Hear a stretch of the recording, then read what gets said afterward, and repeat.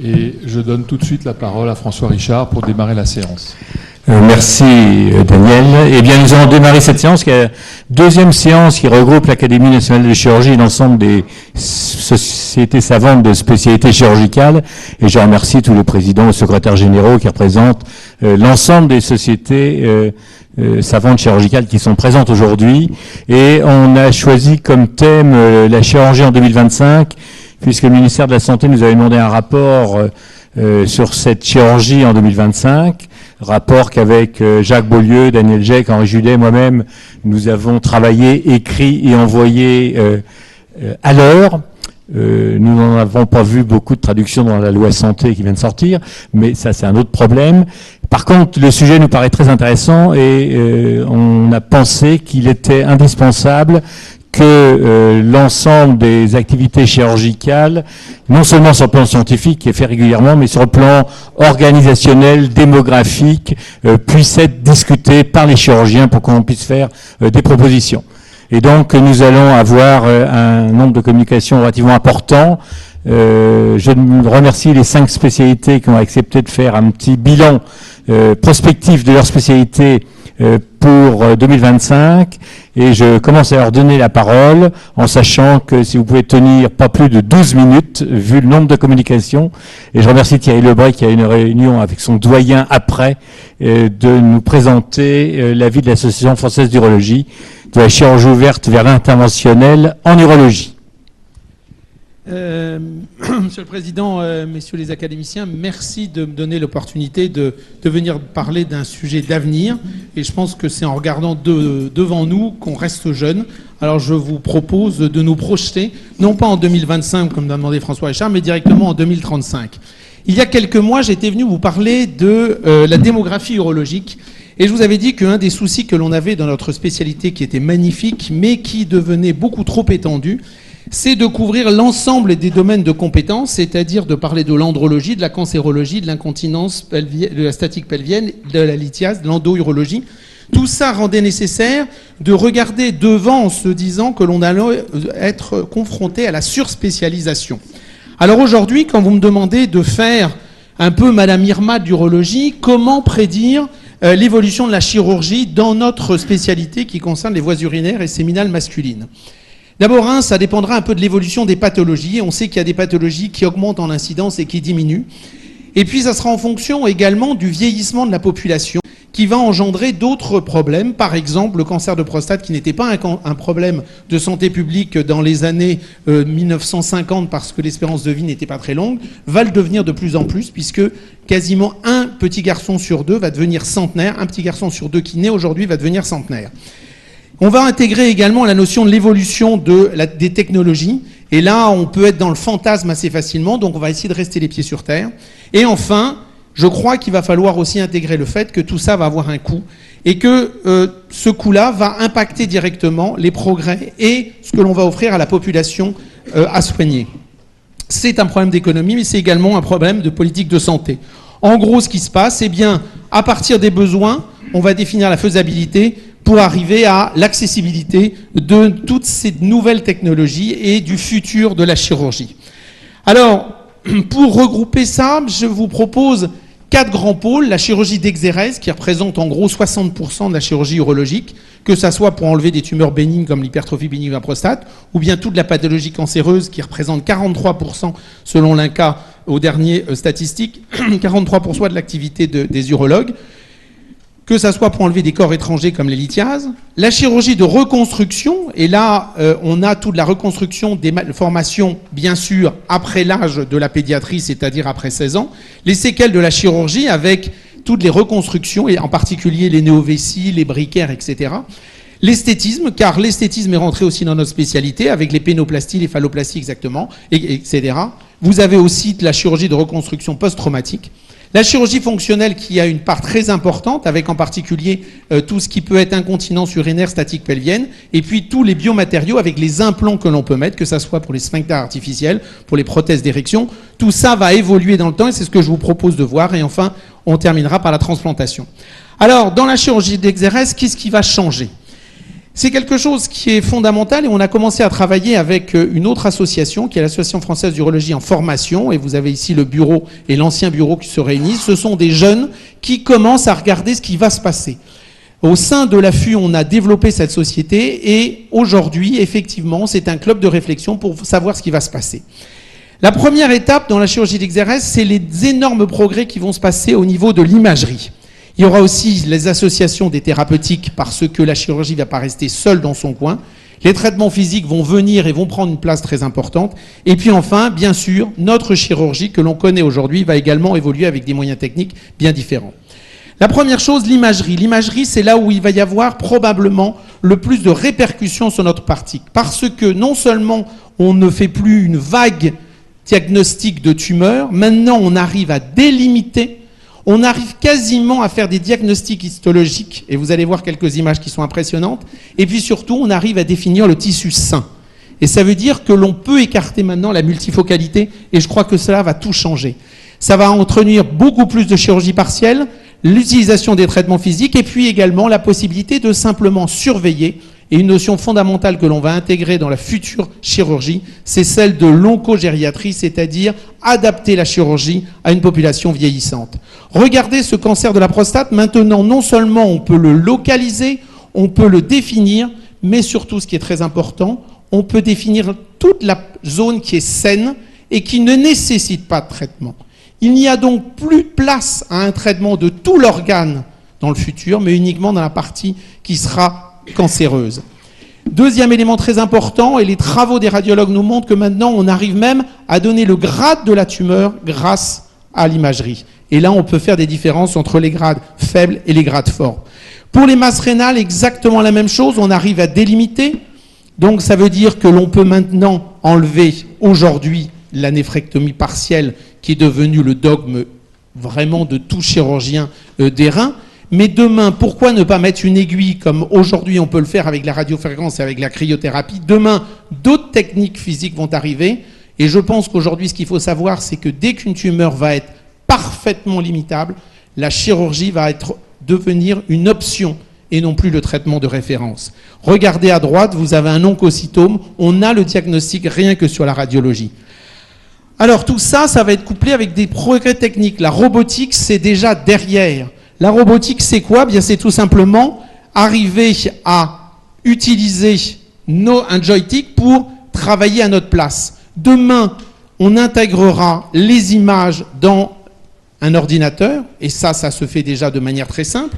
Il suffira de remplacer l'homme, le chirurgien, par l'ordinateur, et à ce moment-là, il n'y aura plus qu'à mettre on-off sur l'appareil.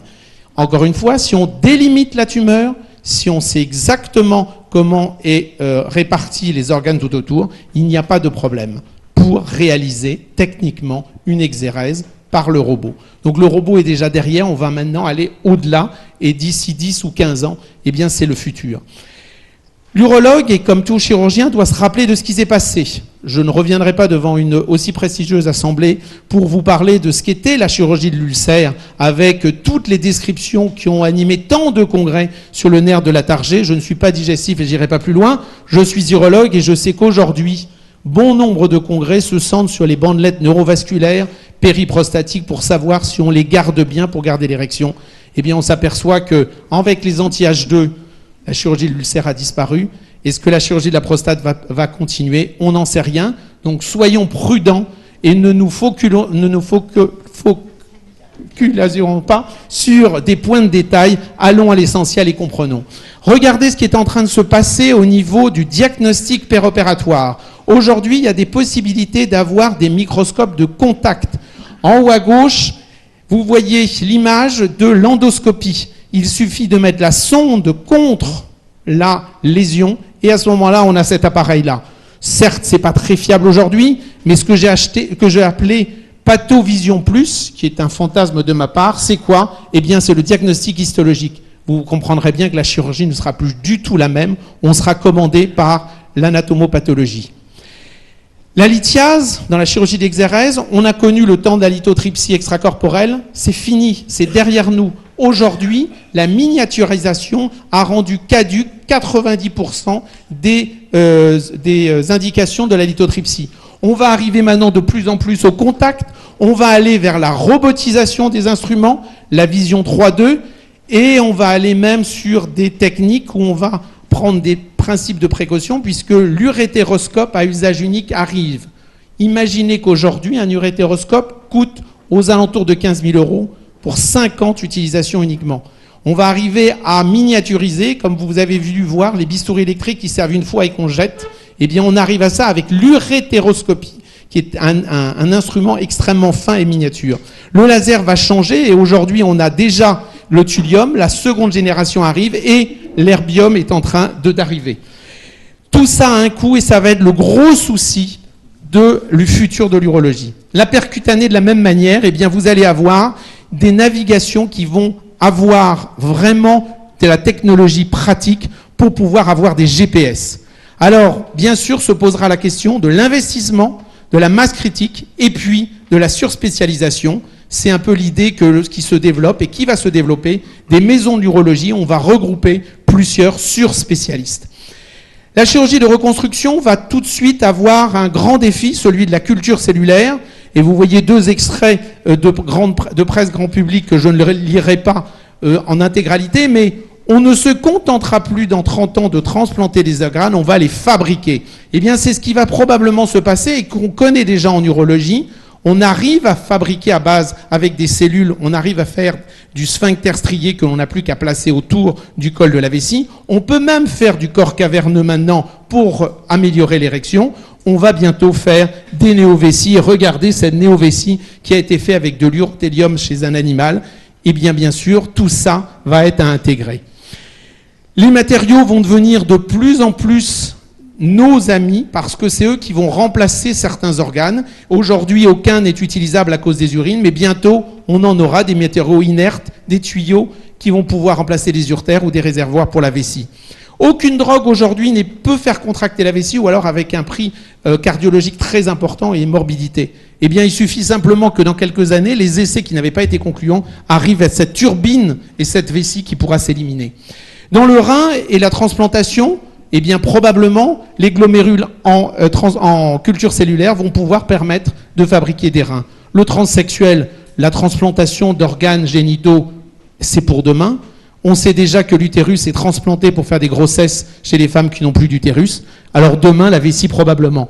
Regardez ce qui peut se passer si nous ne sommes pas vigilants et restons des purs chirurgiens sans réfléchir. Nous sommes en 2020 dans un grand hôpital et on voit à l'échographie une petite masse rénale. Cette petite masse rénale, on fait un bilan, on voit sur le scanner qu'il y a une masse qui est tout à fait ponctionnable. Elle est ponctionnée en radiologie interventionnelle, puis une radiofréquence ou un autre traitement physique. Et ensuite, comme c'est grave, eh bien, elle va directement prendre un traitement médical par l'oncologue. L'urologue est complètement chanté, le chirurgien n'existe pas. Pardon, excusez-moi, il n'est pas tout à fait oublié, puisque la radiofréquence, il y a une fistule urinaire, que le radiologue essaye de mettre une ponction, mais qu'il n'y arrive pas. Et à 3 heures du matin, bien sûr, à 4 heures, pardon, on demande à l'urologue de venir pour mettre la chirurgie en urgence. Faisons attention à ça. Ne soyons pas aveuglés par la rentabilité de la T2A, qui nous montre que la chirurgie est rentable aujourd'hui. Et surtout pour ceux qui travaillent dans le privé, c'est vrai que c'est un souci. Pourquoi ? Parce que le chirurgien doit rester maître de ses indications et pas prestataire. La monothérapie est finie. Maintenant, c'est la multimodalité qui va régner. Et donc, il faut faire très attention que l'urologue ou que le chirurgien reste un vrai chef d'orchestre. La recherche, c'est exactement la même chose. Quand une nouvelle drogue arrive, elle arrive en dernière ligne de chimiothérapie. Quand elle marche bien, eh bien, on la met en première ligne, puis ensuite en adjuvant. Tout ça, le chirurgien ne semble pas être conservé. Malheureusement, quand ça marche en adjuvant, ça devient en néo-adjuvant. Et là, à ce moment-là, qu'est-ce qu'on dit ? N'opérez plus. D'abord, amenez-nous. Si on ne connaît pas la drogue, on est parti. À ce moment-là, il faut aussi intégrer pour les futurs, et vous savez très bien que l'âge de la retraite est en train de passer de plus en plus loin, eh bien, il faut savoir que ce dogme de dire qu'avant 40 ans, on enchaîne les blocs, à 50 ans, on les choisit, et après 65 ans, on les évite, eh bien, il faut prendre en compte ça et bien penser la chirurgie demain. Qu'est-ce qui peut disparaître ? Et ce sont mes dernières diapositives. Eh bien, on peut voir disparaître beaucoup de choses. Et je vous laisse cette image morbide de ce que peut devenir la chirurgie si nous ne faisons pas attention. La cancérologie peut être amputée d'une grande partie de la chirurgie. Vous voyez qu'il va falloir regarder, je vous laisse lire cette diapositive, pour dire que nous devons faire attention à bien être, non pas des prestataires, mais au contraire, être des acteurs de la pathologie. C'est pas parce que nous sommes persuadés que la chirurgie reste le meilleur traitement du cancer que nous devons préserver notre leadership sur la prise en charge des patients. C'est ce que j'ai expliqué aux externes lors des cours sur la prise en charge des patients. Il faut donc s'investir pour améliorer la qualité des soins, maîtriser les indications, garder le leadership, investir et contrôler. Bref, jamais se séparer d'autre chose que de la pathologie initiale. Et pour conclure, je dirais comment se préparer pour former les futurs virologues. On a deux choix, soit en faire des techniciens, des robotiseurs, des lasériseurs, des cultivateurs de cellules, ou bien au contraire s'organiser en surspécialité. Je suis ravi de voir que mon collègue et ami Alain Ruffion, et qui dirige le collège d'urologie, est présent parmi nous, pour dire qu'il va falloir vraiment regarder de près pour la formation des futurs. Et puis, bien sûr, valoriser la validation acquise par l'expérience, car ce que l'on apprend au bout de 6 ans d'études de chirurgie, on va le garder pendant 30 ans. Il est très clair que tout va changer. Et en guise de conclusion, je dirais, dans cette académie prestigieuse, que si l'acte chirurgical s'est simplifié par la technologie, et on a vu que tout va pour simplifier avec la robotisation, avec le GPS, avec la neuronavigation, elle va continuer à simplifier, mais le métier de chirurgien va se complexifier.